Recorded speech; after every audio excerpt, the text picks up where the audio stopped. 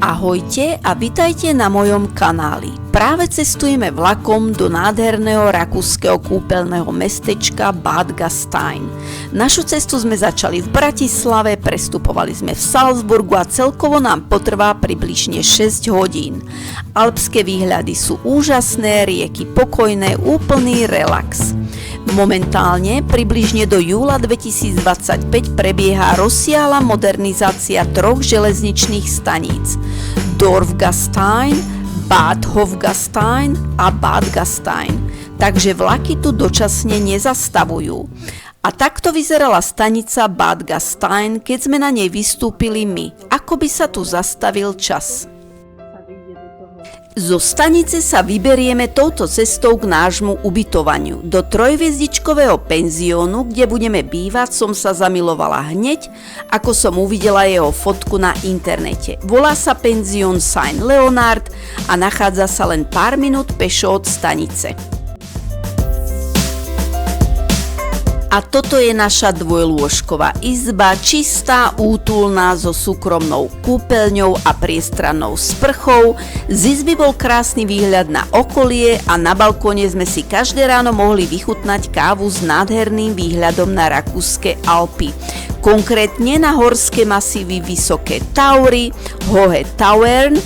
Cena za noc sa pohybovala okolo 100 €, vrátane bufetových hraňajok. Na druhý deň pršalo, výhľad už nebol taký krásny, ale našťastie sa čoskoro vyjasnilo.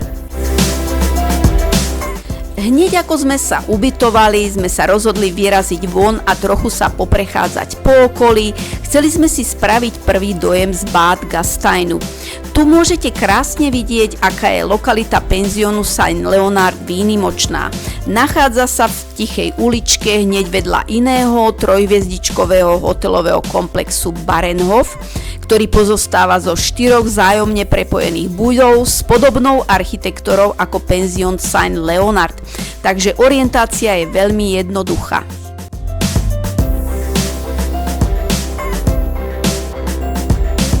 Vľavo od penziónu je lanovka Stubner Kogelbahn a pod nami vidíme moderné termálne kúpele Felsenterme. Všetko na dosah doslova pár minút pešo a samozrejme navštívime oboje. Lanovka Stubner Kogelbahn vedie na vrchol Stubner Kogel, ktorý ponúka nádherné panoramatické výhľady na rakúske Alpy. Felsenterme sú moderné termálne kúpele, kde sme si oddychli v teplých bazénoch a môžete si tu vychutnať aj wellness služby. Na druhý deň si doprajeme oddych v kúpeloch Felsenterme, ktoré sú len pár krokov od penziónu. Vo výške viac ako 1000 metrov nás víta čistý alpský vzduch, nádherné výhľady na Vysoké Taury a termálna voda plná minerálov, ktorá pomáha regenerovať telo a posilňuje imunitu. Táto voda putuje tisícky rokov hlbokými vrstvami hôr a hovorí sa, že ide o tekuté zlato Hohe Tauern. A my si tento dar prírody vychutnávame vo vnútorných aj vonkajších bazénoch s rôznymi teplotami vody od 24 do 34 stupňov Celzia. V kombinácii s horským vzduchom pôsobí doslova ako balzam na dušu. Aktuálne ceny vstupov: 3-hodinový vstup 32,50 €, celodenný lístok 38 €, večerný vstup 26,50 € a ak idete ako rodina, 2 dospelí a 1 či 2 deti, určite sa oplatí zobrať výhodný rodinný lístok, ktorý je dostupný ako 3-hodinový alebo celodenný. A teraz už sedíme v modernej lanovke Stubner Kogelbahn, ktorá má 2 úrovne. A teraz sme už na 1. úrovni, alebo ak chcete na medzistanici vo výške približne 1790 metrov nad morom, kde sa krajina nádherne mení na rozľahlé zelené pasienky. Všade naokolo sa pokojne pasú kravičky, ktoré sú typickým obrazom horského života v Bad Gasteine. Zvončeky na ich krkoch jemne cinkajú do ticha a dotvárajú tú pravú idylickú atmosféru. Kravičky Pešky sa voľne prechádzajú po lúkach aj v blízkosti turistických chodníkov, čo ponúka skutočne neopakovateľné zážitky. Vidno tu ľudí všetkých vekových kategórií, od malých detí až po seniorov, mnohí kráčajú s turistickými paličkami. Celá atmosféra je neuveriteľne uvoľnená, nikam sa neponáhľate, len si naplno užívate krásy alpskej prírody, šumenie vetra v tráve a spoločnosť mieru milovných kravičiek. A tu už sme na druhej úrovni a prichádzame k vyhliadkovej plošine Glocknerblick, ktorá sa nachádza priamo na vrchole Stubner-Kogel v nadmorskej výške približne 2200 metrov. Je to jedno z najkrajších miest na vychutnanie si panoramatických výhľadov v celom regióne Gasteinertal. Z vyhliadky Glocknerblick sa pred nami rozprestiera nekonečná panoráma alpských štítov, kde sa majestátny Grossglockner v diaľke týči ako král všetkých hôr. Nedaleko vyhliadky sa nachádza Gipfelrestaurant Stubner, horská reštaurácia s panoramatickým výhľadom, kde sme si vychutnali tradičné rakúske jedlá s nádherným výhľadom priamo na hory. Gasteinský vodopád Gasteiner Waterfall patrí medzi najznámejšie v Rakúsku.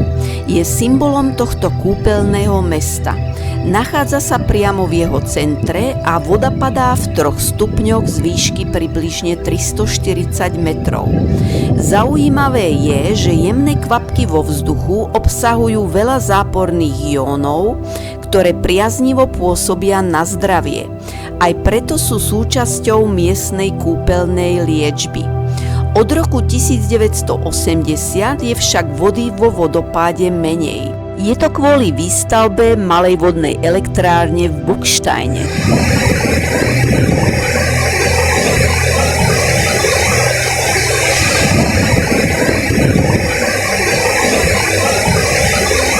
Kamenný most ponad vodopád, postavený už v roku 1840 a rozšírený v roku 1927, je hlavným mostom v centre mesta a ponúka najlepší výhľad na vodopád.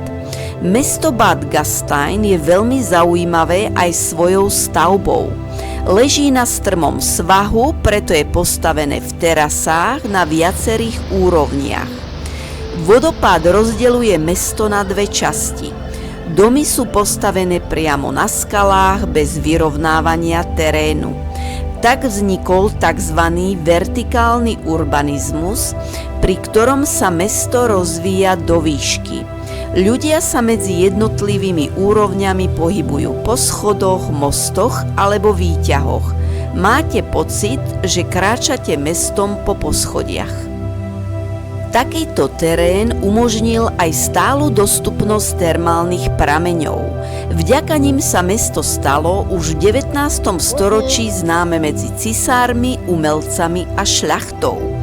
Terasovitá výstavba zároveň ponúka krásne výhľady na vodopád, údolie a Alpy. Mesto tak pôsobí ako spojenie prírody a ľudskej tvorivosti. V roku 2024 tu boli zaznamenané menšie povodne, ktoré pripomenuli silu prírody v tejto oblasti.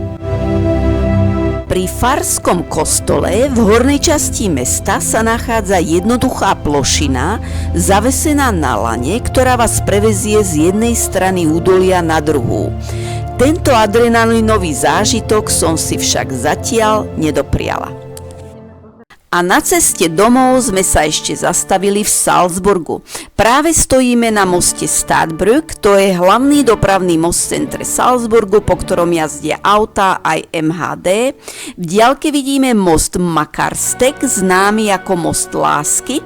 Tento peší most je známy množstvom visiacich zámkov, ktoré naň pripínajú zamilované páry.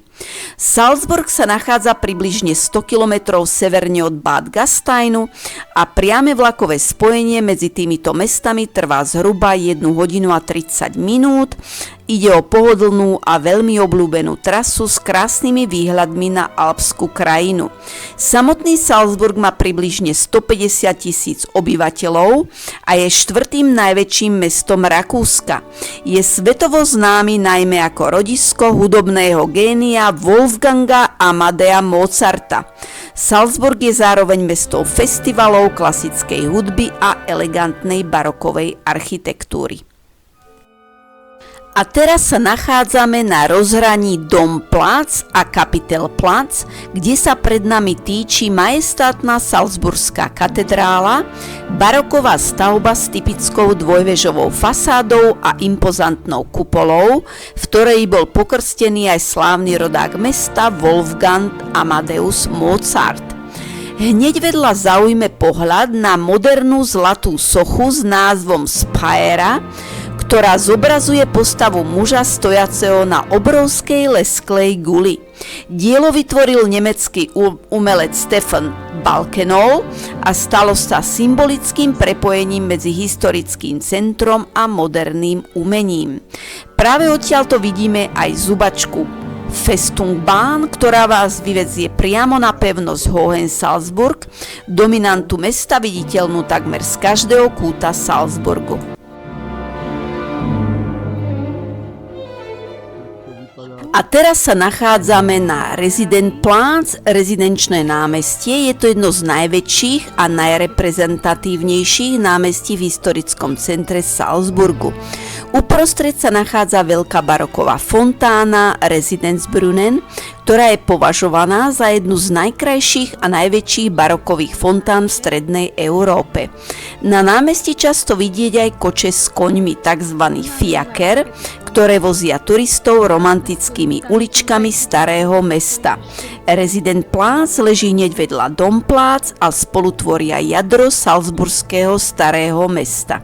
Na hrad Hohensalzburg sa teda môžete dostať zubačkou, ak chcete výjsť pešo, môžete použiť chodník, ktorý začína pri Kapitelplatz alebo mierne vyššie nad starým mestom. Výstup trvá približne 15 až 20 minút a ponúka krásne výhľady.